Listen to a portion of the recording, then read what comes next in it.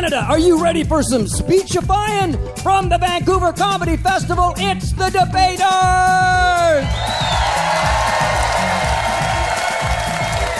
The Deabtors, where arguments are won with funny and with fact. Now, direct from the Department of Oratorical Affairs, your host, Roman Danilo! Thank you so much. Lovely, warm crowd. Hello and welcome to the Deabtors, the show where comedians debate topics in the news and on the minds of Canadians. They do it to entertain, but also to impress you, our live audience, who pick the winners based on who you think delivers the best combination of laughs and logic. Are you into it, audience? Excellent. Let me tell you, our comedians tonight are amazing. Every week they give it their all. And for what? They don't win anything. They don't get paid much. So I guess what I'm saying is, if you've left any valuables in the lobby, big mistake. But they'll never steal a joke, and that's what separates them from the apes. That, and they rarely throw their own feces.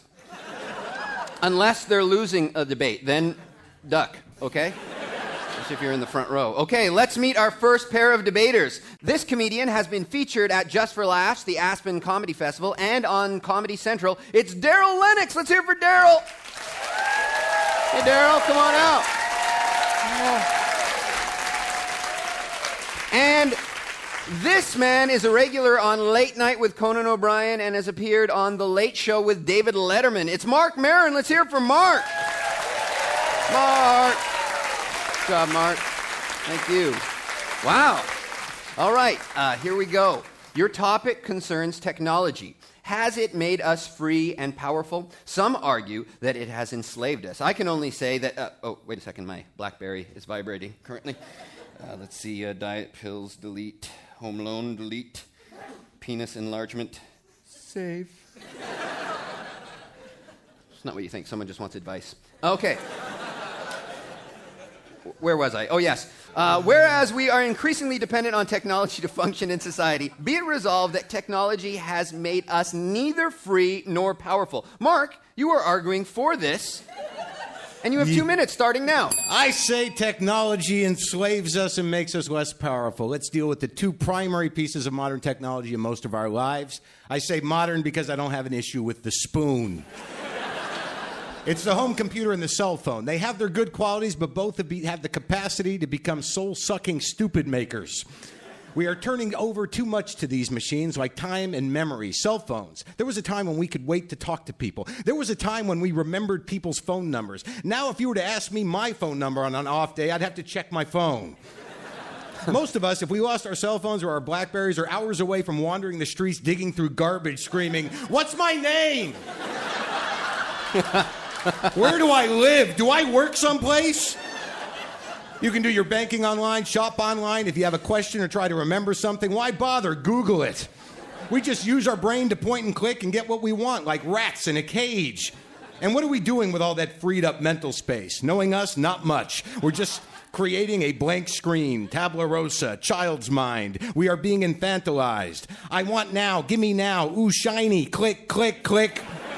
Computers also feed on our time. Let me explain. Have you ever just sat down and said, "I'm just going to check my email"? 6 hours later, you say, "What happened to my day?" The computer ate your day. And all that time is being stored in big time vats up on the Microsoft campus. And once a month on a full moon, Bill Gates and his wife hook themselves up to the time vats by their nipples and do the dance of eternal life.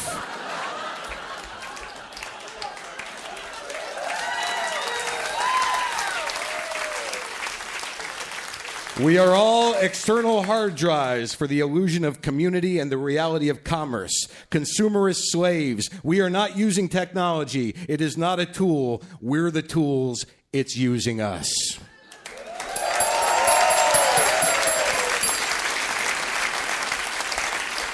All right. Mark, ripping it up. Calling us all tools. Excellent. All right. Now taking the opposing position, technology does make us more free and powerful. It's Darryl Lenox. Darryl, your 2 minutes start now. Technology does not make us idiots. Not reading and inbreeding will make you an idiot. Perfect example of us having freedom and power in every home. We all have learned the use and the power and excitement of call display. Nothing more powerful, nothing more freeing than call display. Technology has changed our lives. Ladies, you can defend yourself from an attacker with a stun gun, or you can deny technology and hope somebody hears your rape whistle. Technology is an incredible thing. It's made us all smarter, faster, wiser. When people say that it's enslaved us, I don't understand that, because I know, having been a descendant of a slave, I knew if there were Chevys back in 1800s, there would be a lot more black people driving to Canada as opposed to waiting for the automobile to get built. Technology is what it is. It's part of humanity evolving. So I'm not a porn guy. I'm not a big issue with that kind of stuff. But I do know that it's probably easier to hide a DVD of fuzz-bumping follies from your wife than it is a big reel-to-reel film canister.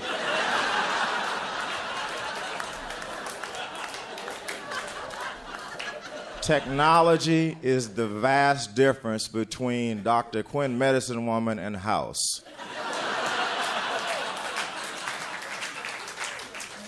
Technology has allowed DNA to take the phrase, "the baby is yours," which was a difficult geometry theorem. 15 seconds. Turns it into a simple mathematic problem. The baby might be Pythagoras's, but technology and Maury Povich has told me that the baby is not mine.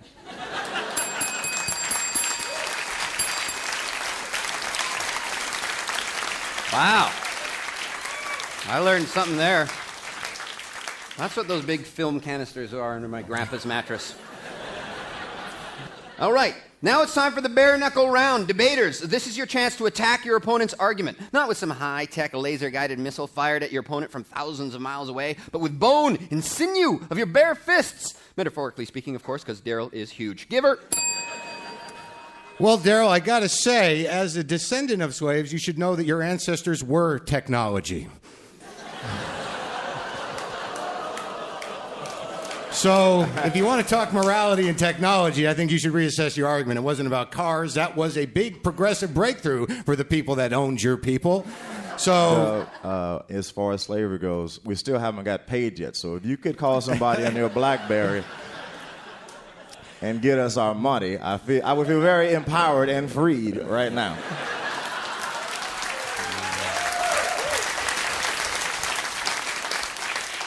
I've got no problem with progress, but it seems to me that a lot of what you were talking about was just about convenience. In the future, everything's going to be connected, Darryl. It's going to, the computer's going to be connected to the phone. It's going to be connected to the appliances in the house. And at that point, we're not even going to be individuals anymore. They're just going to be the part of our home entertainment system that eats and goes to the bathroom. I think the Church of the Amish has an open door policy. You're always welcome. Technology is big. You understand it, though, dude. Both of us are sitting here blind as bats. Without that technology, where the hell would we be? All right. Where the hell would we be? All right. I have no problem with that, and I have no problem with that type of technology. My fear is really just about that we don't need a lot of things. There are certain things we do need, but, I don't need a new cell phone. But as soon as somebody gets a cell phone that texts, I need a new cell phone. Do you understand? And the thing is that that's not helping me at all. That's not making my life any easier. It's just making them more money. When my wife got a texting cell phone, she would text me, and I might as well have had a stone tablet and a hammer and chisel with the phone I had. She'd be like, "Where are you?" I'd be like, "Oh my God, clink, clink, clink, clink, I clink, clink, clink, clink, am clink, calling you. Hello? Don't text me anymore, all right? Don't be a coward, call, talk to me."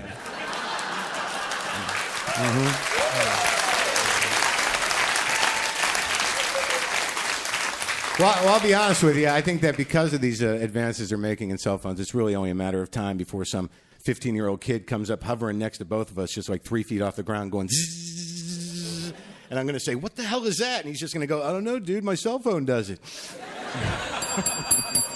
All right, there you have it. Bare knuckle round.